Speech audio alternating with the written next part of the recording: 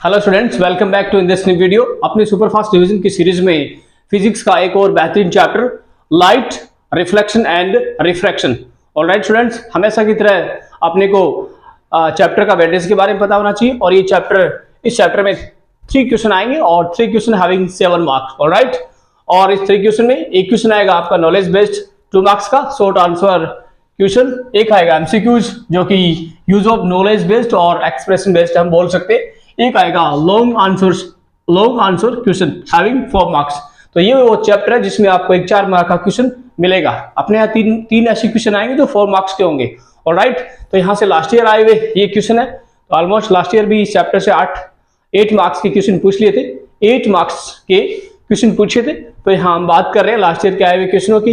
MCQs पूछा था उसमें रिफ्लेक्शन के बारे में कि रिफ्लेक्शन की फिनोमिना या रिफ्लेक्शन होल्ड करता है like plane mirror, concave mirror, convex mirror. एक ऑप्शन था ऑल ऑफ दिस, तो इसमें आपका ऑप्शन आएगा ऑल ऑफ दिस। ऑलराइट, और इसके बाद पूछा था रिफ्रैक्टिव इंडेक्स जो कि इस साल के लिए बहुत इंपॉर्टेंट है। रिफ्रैक्टिव इंडेक्स बेहद इंपॉर्टेंट है इस साल के लिए। ऑलराइट, एमसीक्यूज पूछा था आपको, और वैसे भी रिफ्रैक्टिव इंडेक्स से एक 3 मार्क्स का क्वेश्चन भी बन सकता है जो अक्सर कॉनकेव मिरर लेंस से बनता है। ऑलराइट, और इसके बाद में लॉ ऑफ रिफ्रैक्शन पूछा था, लॉज ऑफ रिफ्रैक्शन के जो 2 लॉ है अपने यहाँ स्लैब्स के अंदर, उनके बारे में पूछा था। तो इस साल यहाँ आने की कोई संभावना नहीं है। ऑलराइट, रिफ्रैक्शन के बारे में पूछा था, इस साल आपका रिफ्लेक्शन पूछ सकता है। ओके, और इसके बाद में आपसे पूछा गया था कॉनकेव मिरर और जो कुछ टेक्निकल टर्म्स अपने को पढ़ने को मिलते हैं लाइक मिरर और लेंस के अंदर, like principal axis, focal point and focal distance, और लाइक पोल और ऑप्टिकल सेंटर। उनमें से एक ये पूछा गया था कि डिफाइन प्रिंसिपल फोकस। तो ऐसे 4 मार्क्स के क्वेश्चन में एक ऐसे आपको पूछ सकता है। ऑलराइट, तो लास्ट ईयर पूछा था आपको प्रिंसिपल फोकस। और इसके बाद में आपसे पूछा गया था इमेज फॉर्मेशन किसके बारे में? कॉनकेव मिरर के बारे में। कॉनकेव मिरर के बारे में इमेज फॉर्मेशन पूछा था। और कैसे पूछा था कि आपका ऑब्जेक्ट कहां होना चाहिए? अप और सी के बीच में होना चाहिए, अप और सी के बीच में होना चाहिए। तो इस साल कॉनकेव मिरर से इमेज फॉर्मेशन मुझे नहीं लगता कि पूछ लेगा। ऑलराइट, कॉनकेव मिरर, और लास्ट एक और पूछा था आपका यहाँ कॉनकेव लेंस। ऑलराइट, तो कॉनकेव मिरर और कॉनकेव लेंस लास्ट ईयर पूछा गया है। इस साल ज्यादा संभावना रहेगी कॉन्वेक्स लेंस और कॉन्वेक्स मिरर की। ऑलराइट स्टूडेंट्स, तो लास्ट ईयर ये पूछा था कि यदि आपका ऑब्जेक्ट अप और सी के बीच में, F focal point, C centre of curvature. Alright, तो इस साल यहाँ से कोई क्वेश्चन नहीं आएगा। 4 मार्क्स के क्वेश्चन में आपको एक टेक्निकल टर्म्स दे देगा और एक आपको एक मैथमेटिकल न्यूमेरिकल दे देगा। यदि न्यूमेरिकल नहीं देगा तो आपको इमेज फॉर्मेशन पूछ सकता है, इमेज के नेचर के बारे में पूछ सकता है। ऑलराइट, तो इस साल के लिए वेरी इंपॉर्टेंट आपका कॉन्वेक्स मिरर और कॉन्वेक्स लेंस। ओके, और में पूछा गया था आपसे, और ये जो 4 मार्क्स का क्वेश्चन आएगा ये और के अंदर आएगा। जो आपको अच्छे से आता है उसको आपको अटेम्प्ट करना है। ओके, और में एक पूछा था पावर ऑफ लेंस क्या होती है? पावर ऑफ लेंस रेसिप्रोकल होती है फोकल लेंथ की। ऑलराइट, तो एक न्यूमेरिकल बेस्ड क्वेश्चन आया था इस 4 मार्क्स के अंदर। ओके, और एक एनी रे डायग्राम पूछा था कोई भी, और किसके लिए? कॉनकेव लेंस के लिए। किसके लिए? कॉनकेव लेंस के लिए। तो लास्ट ईयर क्या आ गया? कॉनकेव लेंस आ गया और ये कॉनकेव मिरर आ गया। तो इस साल कॉनकेव मिरर और कॉनकेव लेंस से आने की ज्यादा संभावना नहीं है। ऑलराइट, बचा क्या है? कॉन्वेक्स मिरर और कॉन्वेक्स लेंस। ऑलराइट स्टूडेंट्स, तो चैप्टर की शुरुआत में सबसे पहले हम बात करेंगे ये जो 2 फिनोमिना दी गई है ना लाइट की, phenomena on which these are based. Okay, light reflection और रिफ्रैक्शन। ओके, ये लाइट की फिनोमिना हैं, और भी फिनोमिना होती है जो कि आप हायर क्लासेस में पढ़ोगे। तो यहाँ इस चैप्टर में या इस वीडियो में हम बात करने वाले आज रिफ्लेक्शन और रिफ्रैक्शन की। ओके, रिफ्लेक्शन और रिफ्रैक्शन की। तो सबसे पहले इस चैप्टर में पढ़ेंगे स्टूडेंट्स, ये अपना सुपरफास्ट डिवीजन चल रहा है। ऑलराइट, क्लास की तरह वैसे डिटेल से नहीं पढ़ाया जाएगा, अदरवाइज ये पूरा chapter it will take almost 10 video बनेंगे तब जाके ये चैप्टर पूरा होता है। लेकिन सुपरफास्ट डिवीजन है जो कि आपको बहुत हेल्प करेगा आपके एग्जाम के लिए। जो भी मैं आपको बताऊंगा प्लीज आप उन पे थोड़ा ज्यादा ध्यान देना। ओके, तो हम शुरुआत करेंगे स्फेरिकल मिरर से। ऑलराइट, स्फेरिकल मिरर, उनके इमेज फॉर्मेशन के बारे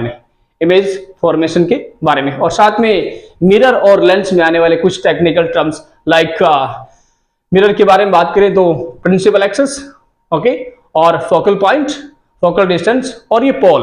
ऑलराइट, ये आपको कॉमन मिलेंगे लेंस में भी और मिरर में। जब हम मिरर के बारे में बात करेंगे तो आपको मिलेगा ये आपका मिरर है, ओके, और ये मिरर का प्रिंसिपल एक्सेस है, जहां पे ये पॉइंट जो ये बीच का पॉइंट है मिरर का, जहां से ये इमेजिनरी लाइन पास हो रही है, that is called pole. Alright, और ये सेम है principal axis, okay, principal point, focal distance और ऑप्टिकल सेंटर। थोड़ा इन दोनों में देखो चेंज हो रहा है और बाकी तीनों सेम के सेम। तो यहां से आपको 1 मार्क्स का एक टेक्निकल टर्म्स के डेफिनेशन पूछ सकता है, तो आपको डायग्राम बना के वो वहां पे रिप्रेजेंट करना है। 4 मार्क्स का जो क्वेश्चन आएगा उसमें आपको 2 नंबर का न्यूमेरिकल पूछ लेगा, 1 मार्क्स का रे डायग्राम पूछ लेगा और 1 मार्क्स के अंदर आपको ये टेक्निकल टर्म्स में किसी की डेफिनेशन पूछ सकता है। तो लास्ट ईयर पूछा गया था आपका प्रिंसिपल फोक्स को डिफाइन कीजिए, 1 मार्क्स का आया था। ऑलराइट स्टूडेंट्स, तो यहाँ आपको जैसे ही पूछेगा आपको डेफिनेशन, इनका आपको डायग्राम बनाना है, डायग्राम बना के आपको रिप्रेजेंट करना है और आपका क्वेश्चन स्ट्रॉन्ग हो जाएगा, 1 मार्क्स कोई नहीं काट सकता आपका। ऑलराइट, तो आओ शुरुआत करते हैं स्टूडेंट्स रिफ्लेक्शन एंड रिफ्रैक्शन की। ओके, ये दोनों की दोनों फिनोमेना है, एक बेस्ड है मिरर पे, एक बेस्ड है मिरर पे और एक बेस्ड है लेंस पे। मिरर पे बेस्ड है रिफ्लेक्शन, कौन सी? रिफ्लेक्शन, रिफ्लेक्शन याद रखना, रिफ्लेक्शन, और लेंस पे बेस्ड है रिफ्रैक्शन, रिफ्रैक्शन। ऑलराइट, तो सबसे पहले हम बात करेंगे मिरर के बारे में। ओके, मिरर की शुरुआत करते हैं हम स्फेरिकल मिरर से। मिरर हम इस सिलेबस में पढ़ेंगे प्लेन मिरर, कॉनकेव मिरर और convex mirror. Alright students, plane mirror, concave mirror और कॉन्वेक्स मिरर। तो सबसे पहले हम बात करते हैं प्लेन मिरर में, स्फेरिकल मिरर में प्लेन मिरर। तो स्टूडेंट्स, कई बार इनका इमेज फॉर्मेशन तो नहीं पूछता, लेकिन यहाँ आपको ऑब्जेक्टिव टाइप क्वेश्चन देखने को मिल जाएगा। प्लेन मिरर किस प्रकार की इमेज बनाता है? तो प्लेन मिरर इमेज बनाता है वर्चुअल, और वर्चुअल इमेज कैसी होती है? इरेक्ट होती है, याद रखना। और इमेज कैसी बनेगी? इमेज बनेगी सेम साइज, जितना आप मिरर से डिस्टेंस पे हो, जितनी आपकी दूरी है मिरर से और आपके ऑब्जेक्ट की जितनी डिस्टेंस है उतनी डिस्टेंस पे इमेज बनेगी। ऑलराइट, उतनी डिस्टेंस पे क्या बनेगी? इमेज बनेगी। तो याद रखना, वर्चुअल, इरेक्ट और सेम डिस्टेंस पे इमेज बनती है बाय प्लेन मिरर। ऑलराइट, तो कई बार यहाँ पे ऑब्जेक्टिव टाइप का एक क्वेश्चन पूछ सकता है आपको कि प्लेन मिरर इमेज किस प्रकार की बनाता है? वर्चुअल, इरेक्ट और सेम साइज की, ओके, ये बात आ गई थी प्लेन मिरर की। लेकिन रे डायग्राम के बारे में मुझे नहीं लगता कि आपको ये पूछेगा। ओके स्टूडेंट्स, और इसके बाद में आता है आपका image formation by mirror like concave और कॉन्वेक्स। तो लास्ट ईयर क्या आ गया था अपने यहाँ? कॉनकेव मिरर आ गया था। कौन सा मिरर? Concave mirror. तो स्टूडेंट्स, मिरर के बारे में बात करें तो यहाँ हम पढ़ेंगे मिरर्स, टाइप्स ऑफ मिरर,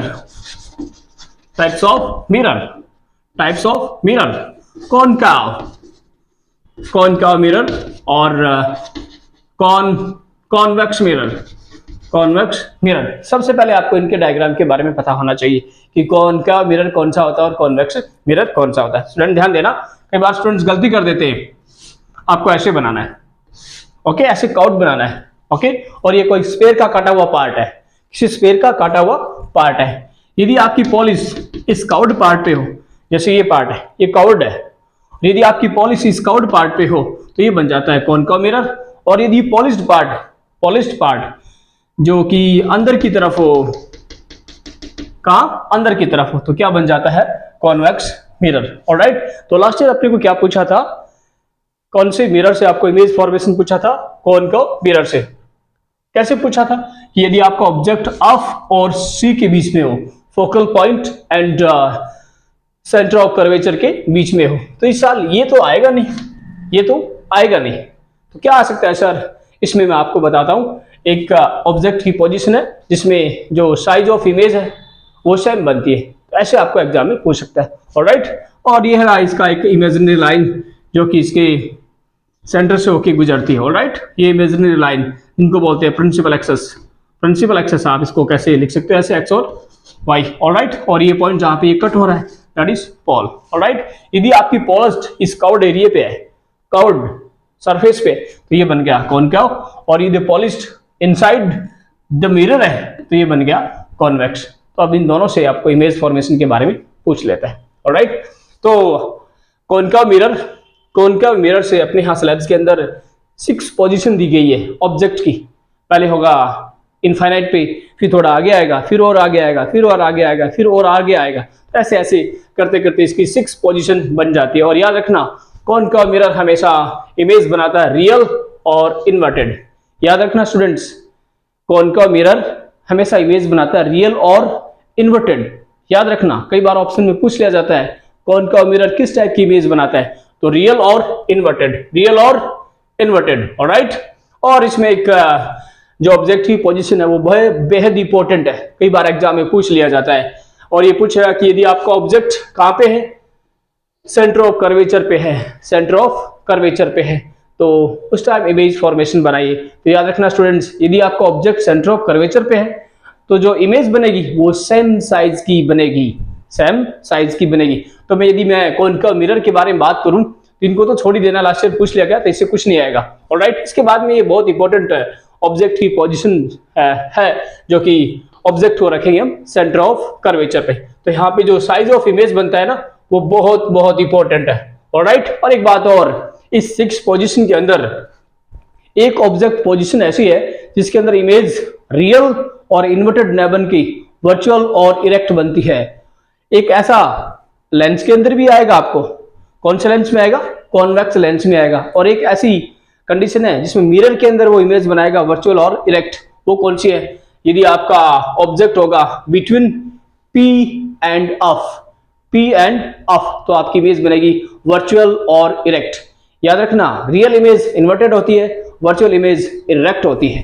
तो एक पोजीशन ऐसी है जिसमें आपका कॉनकेव मिरर इमेज बनाएगा वर्चुअल और इरेक्ट, जो कि आपको ऑब्जेक्ट रखना पड़ेगा P और F के बीच में, P और F के बीच में। ऑलराइट स्टूडेंट्स, सो आगे बढ़ते हैं, अब पढ़ेंगे कॉन्वेक्स मिरर। एक बात और, ये कॉनकेव मिरर हमेशा इमेज को बड़ा दिखाने के काम आता है। यदि अपने को इमेज बड़ी चाहिए, ओवरऑल मैं बात करूं, इमेज बड़ी चाहिए, इनलार्ज चाहिए, ऑब्जेक्ट से बड़ी चाहिए, ओवरऑल बात करूं तो अपने को लेना पड़ेगा, यदि मिरर के बारे में बात कर रहे हैं तो कॉनकेव मिरर। ऑलराइट, और यदि आपको इमेज छोटी बनानी है, डिमिनिश्ड बनानी है, तो आपको लेना पड़ेगा कॉन्वेक्स मिरर।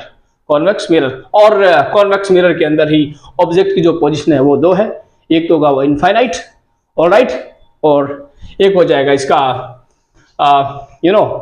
बिटवीन इनफाइनाइट और पोल के बीच में। ऑलराइट, इसकी 2 कंडीशन है, तो ये ज्यादा इंपॉर्टेंट नहीं है, इंपॉर्टेंट नहीं है। कॉन्वेक्स मिरर में खाली 2 ही ऑब्जेक्ट पोजीशन है, एक तो आप ऑब्जेक्ट आपका होगा इनफाइनाइट पे, एक होगा इनफाइनाइट और पोल के बीच में, तो ये इंपॉर्टेंट नहीं है। ऑलराइट, और इसके बाद में मैं बात करूं कॉनकेव मिरर में, कॉनकेव मिरर और कॉन्वेक्स लेंस, कई बार इनका यूज पूछ लिया जाता है। यूज, जैसे मैं बात करूं कॉनकेव मिरर की, तो इनको यूज किया जाता है टॉर्च के अंदर, जो व्हीकल की हेडलाइट होती है उसमें डेंटिस्ट जो लेंस यूज करते हैं, सॉरी जो मिरर यूज करते हैं उसमें भी कॉनकेव मिरर होता है इमेज को बड़ा देखने के लिए। तो कई बार एग्जाम में पूछ लिया जाता है right to use of concave mirror. तो इमेज फॉर्मेशन के साथ साथ आपको इनके यूज भी पढ़ के जाने। ऑलराइट स्टूडेंट्स, तो ये बात थी किसके बारे में, मिरर के बारे में। और ये मिरर कॉनकेव मिरर जो कि हमेशा रियल और इन्वर्टेड इमेज बनाता है, रियल और इन्वर्टेड। याद रखना, रियल इमेज हमेशा इन्वर्टेड होती है और वर्चुअल इमेज हमेशा इरेक्ट होती है, वर्चुअल इमेज हमेशा इरेक्ट होती है। और कॉन्वेक्स मिरर बनाता है वर्चुअल इरेक्ट, और कॉनकेव मिरर बनाता है रियल और इन्वर्टेड। ऑलराइट स्टूडेंट्स, और इसमें हमने पढ़ लिया कि इंपॉर्टेंट कौन सी है। इंपॉर्टेंट में बात करूं तो यदि आपका ऑब्जेक्ट सी पे होगा, सेंटर ऑफ कर्वेचर पे होगा, तो इमेज बनेगी सेम साइज की, तो ये बोर्ड के एग्जाम से इंपॉर्टेंट बन जाता है। ऑलराइट, और इसके बारे में बात करते हैं हम लेंस की, और lens is based on refraction, based on refraction. Alright, और मिरर बेस्ड होता है रिफ्लेक्शन पे। अब हम बात करेंगे लेंस के बारे में, किसके बारे में, लेंस के बारे में, वही 2 टाइप मिरर की तरह। ऑलराइट, लेंस के बारे में बात करें तो लेंस इस साल के लिए बेहद इंपॉर्टेंट है। ऑलराइट स्टूडेंट्स, कॉन्वेक्स लेंस और कॉनकेव लेंस, कॉन्वेक्स लेंस और कॉनकेव लेंस। कॉन्वेक्स लेंस, ये आपका कॉन्वेक्स लेंस है, और ये आपका कॉनकाव लेंस। ऑलराइट, और ये जो इनके एज हैं ये थोड़े थिन होते हैं, ये बीच से थोड़ा मोटा होता है, इनके जो एज होते हैं वो थोड़ी मोटे होते हैं और ये बीच से ये पतला होता है। ये इन दोनों के बीच में डिफरेंस है। और एक डिफरेंस के बारे में बात करूं तो ये लाइट रेज को कन्वर्ज करता है, लाइट रेज गिर गई तो इसको कन्वर्ज कर देगा, ऐसे मिला देगा एक पॉइंट पे। लेकिन ये क्या करेगा, कॉनकाव लेंस, ये लाइट रेज को क्या करेगा, डाइवर्ज करेगा, फैला देगा, डाइवर्ज करेगा, फैला देगा। ऑलराइट, ये कन्वर्ज करेगा, जैसे लाइट रेज इस पे स्ट्राइक हो गई, आ गई, मिल गई, इसमें आ गई, फैल गई। ऑलराइट, तो ये कन्वर्जिंग लेंस और ये डाइवर्जिंग लेंस, याद रखना, इस नाम से भी आपको पूछ सकता है। तो इस साल के लिए यदि मैं बात करूं इमेज फॉर्मेशन का, तो कॉन्वेक्स लेंस बहुत इंपॉर्टेंट है, बेहद इंपॉर्टेंट कॉन्वेक्स लेंस। ओके, जैसे हमने मिरर के बारे में पढ़ा, वैसे ही कॉन्वेक्स लेंस के अंदर जो इमेज पोजीशन होती है वो होती है दो। ऑलराइट, और ये कॉन्वेक्स लेंस इमेज बनाता है वर्चुअल और इरेक्ट। कॉनकाव लेंस की पोजीशन के बारे में बात करें तो कॉनकाव लेंस जैसे हमने पढ़ा कॉनकाव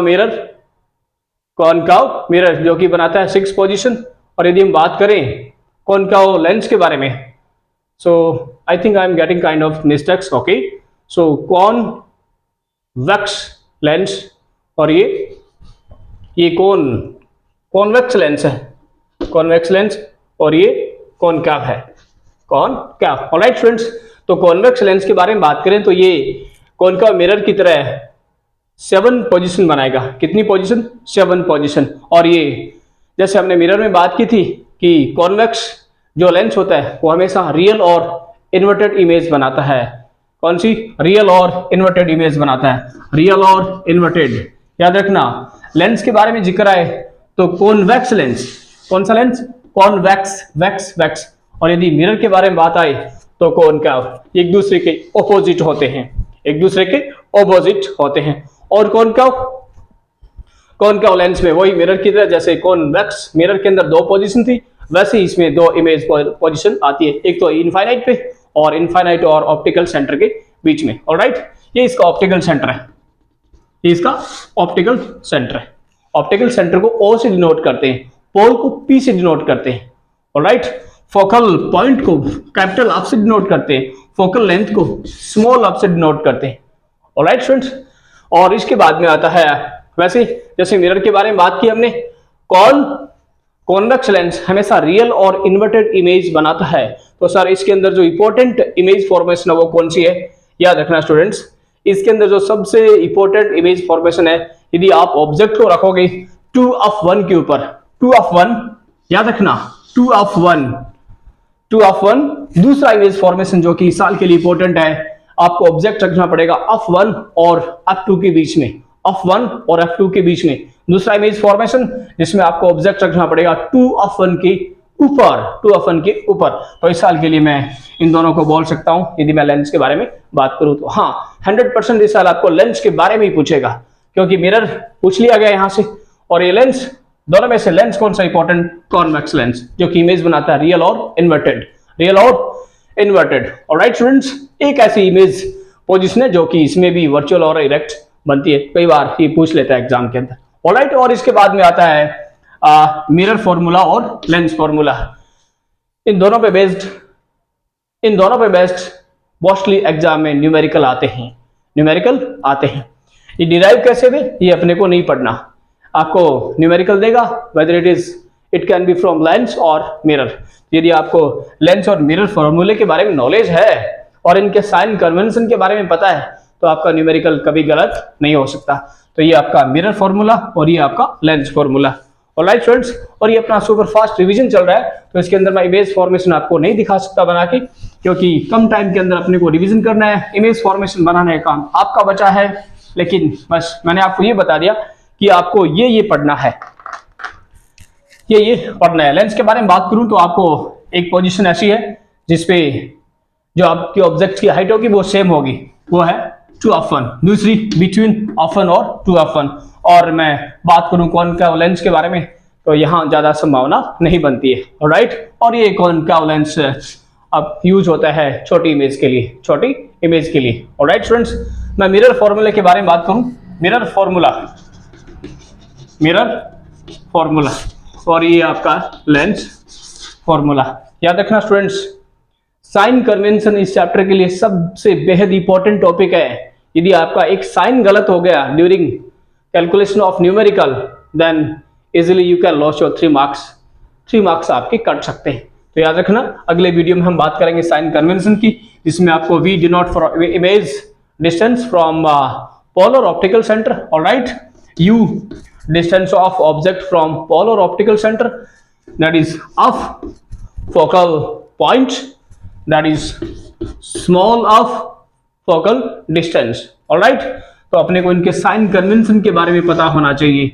वी, यू, कैपिटल ऑफ या small F. Alright, sign convention यदि आपका गलत हो गया तो 3 मार्क्स आपके चले गए, लेकिन मैं ऐसा होने नहीं दूंगा। मैं आपको एक ट्रिक बताऊंगा आसानी सी, और उनको याद रखना। आप कोई भी numerical on based on lens और मिरर, कोई आपका न्यूमेरिकल गलत नहीं होगा। ऑलराइट, तो हम बात करते हैं मिरर फॉर्मूले की। सर याद कैसे करें? तो ध्यान देना स्टूडेंट्स, अपने पास कितनी क्वांटिटी है? वैसे बात करूं तो अपने पास v है, u है और f है। बस इन तीनों से ही लेंस फॉर्मूला और मिरर फॉर्मूला बनेगा। यदि आपको बनाना है मिरर फॉर्मूला, कौन सा फॉर्मूला? मिरर फॉर्मूला और लेंस फॉर्मूला। कई बार बच्चा जल्दबाजी में इनके साइन को चेंज कर देता है, लेंस का साइन मिरर में, मिरर का साइन लेंस में लगा देता है। याद रखना स्टूडेंट्स, 1/ऑफ ऐसा कैसा आपको मिरर के लिए लिखना है, 1/ऑफ आपको लिखना है लेंस के लिए। ऑलराइट, क्या करना है? 1/v इक्वल टू लगाना है, इधर भी 1/v, इधर 1/u, इधर भी 1/u। याद रखना, मैं खाली बस अब साइन चेंज करूंगा। यदि आपको मिरर फॉर्मूला बनाना है तो आपको इनके बीच में लगाना पड़ेगा प्लस का साइन, और बन गया अपना mirror formula. 1/v plus 1/u, that is mirror formula.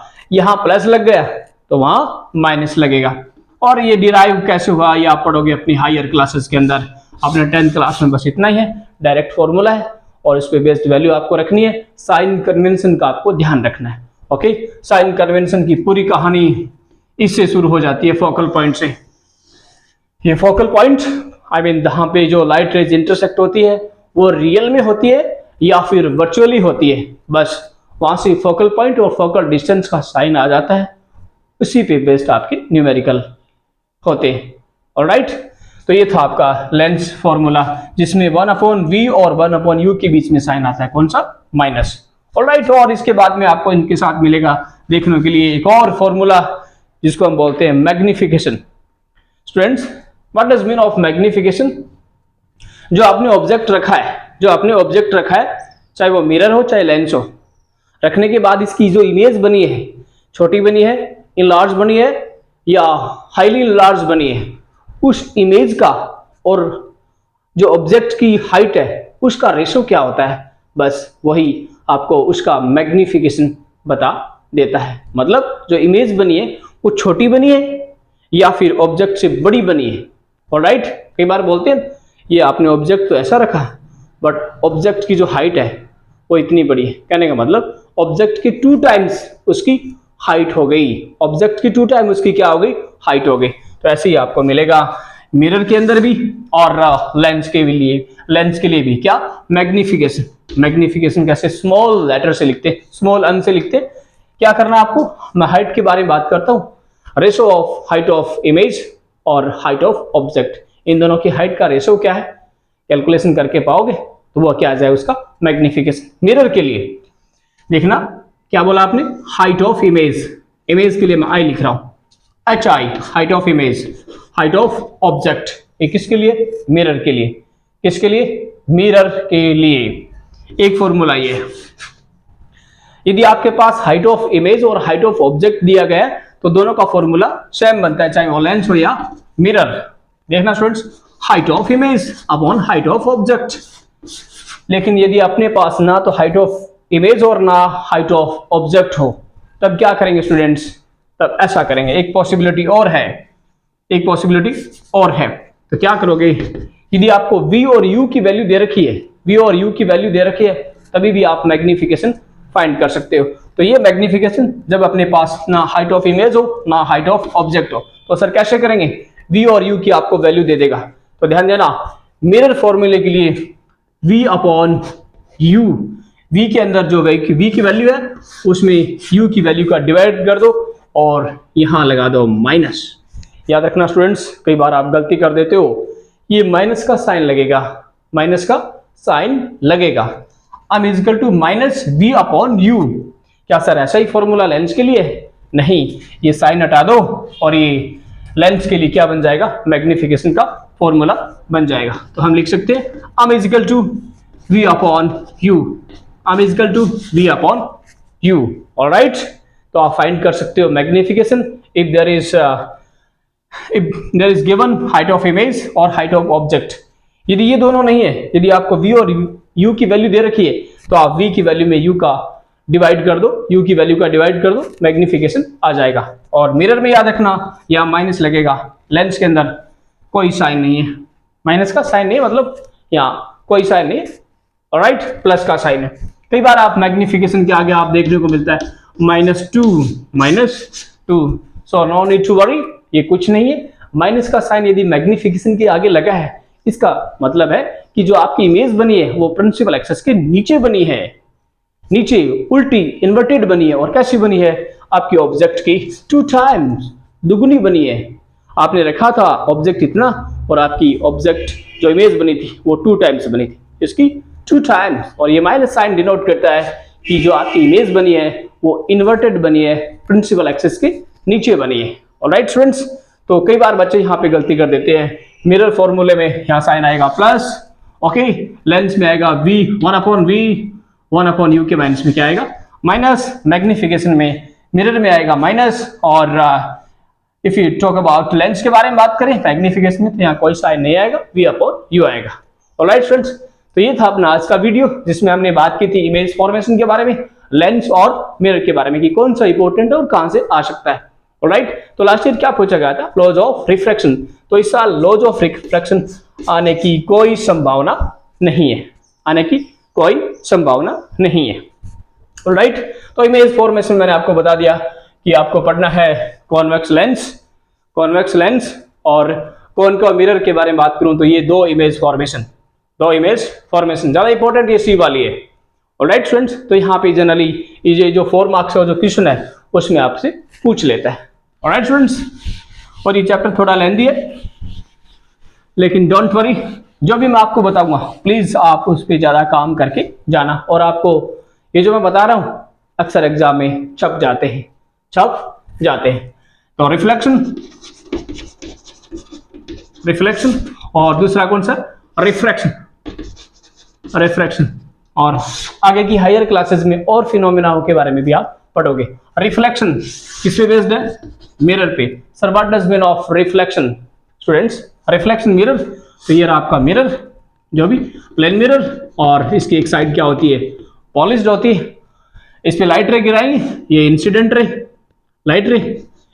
रे, आने वाली रे इंसिडेंट रे, और यहां से स्ट्राइक होकर जाने वाली रे रिफ्लेक्टेड रे, आने वाली और जाने वाली ray incident ray, reflected ray, incident ray, और ये कौन सी है, रिफ्लेक्टेड रे। इन दोनों के बीच में कितना एंगल बना या कितने एंगल से ये लाइट रेज इस प्लेन मिरर पे स्ट्राइक हुई, तो इसके लिए अपने को एक इमेजिनरी लाइन खींचनी पड़ेगी, दैट इज कॉल्ड नॉर्मल। तो यहां से रिफ्लेक्शन के लॉज के बारे में आपको पूछ सकता है। तो ध्यान देना स्टूडेंट्स, आने वाली रे इंसिडेंट रे, तो जिसको बोलेंगे ये जो एंगल बनाएगी नॉर्मल के साथ वो होगा एंगल ऑफ इंसिडेंस, तो इसको लिखेंगे एंगल I, और ये हो जाएगा angle of reflection, angle R। तो ध्यान रखना, जितने एंगल से स्ट्राइक होती है उतनी एंगल से क्या हो जाती है, रिफ्लेक्ट हो जाती है। तो I is equal to R, angle I is equal to angle R, मतलब I और R बराबर होते हैं। ऑलराइट स्टूडेंट्स, और इन तीनों का जो पॉइंट होगा एक ही पॉइंट होगा, एक ही प्लेन पे ये स्ट्राइक होगी। ऑलराइट, और इनकी जो स्पीड है और वो चेंज हो जाएगी, लेकिन फ्रीक्वेंसी वो क्या रहेगी, सेम रहेगी। ये थे रिफ्लेक्शन के लॉज। और रिफ्रैक्शन के बारे में बात करें, what does mean of refraction? यदि एक ही लाइन में बोलूं, bouncing back of sunlight, bouncing back of sunlight is known as reflection. Bouncing back, आई और वापस चली गई, आई और वापस चली गई, जिस मीडियम से आई थी उसी मीडियम में वापस चली गई, मतलब बाउंस बैक हो गई, बाउंस बैक हो गई। जिस प्रकार हम दीवार पे बॉल मारते हैं वो वापस अपनी तरफ आ जाती है ना, ऐसी सनलाइट की रेज होती है जो कि किसी सरफेस पे गिरती है, जो कि एक तरफ से क्या होती है, पॉलिश्ड होती है, तो वहां पे ये बाउंस बैक हो जाती है, बाउंस बैक हो जाती है। Sir what does mean of refraction? यहाँ बाउंस हो गई और यहाँ पे क्या हो जाएगी, बेंडिंग। क्या हो जाएगी, बेंडिंग। बेंडिंग हो भी सकती है और ना भी हो सकती है। बेंडिंग और without bending of a sunlight is known as refraction, रिफ और रैक्शन। इसमें क्या होता है स्टूडेंट्स, इसमें दो मीडियम होते हैं, लाइट रेज एक मीडियम से आती है, दूसरे मीडियम में जाती है। जब एक मीडियम से दूसरे मीडियम में जाती है तो उसकी स्पीड क्या हो जाती है, चेंज हो जाती है, और वो थोड़ी बेंड हो जाती है, थोड़ी बेंड हो जाती है, बेंड।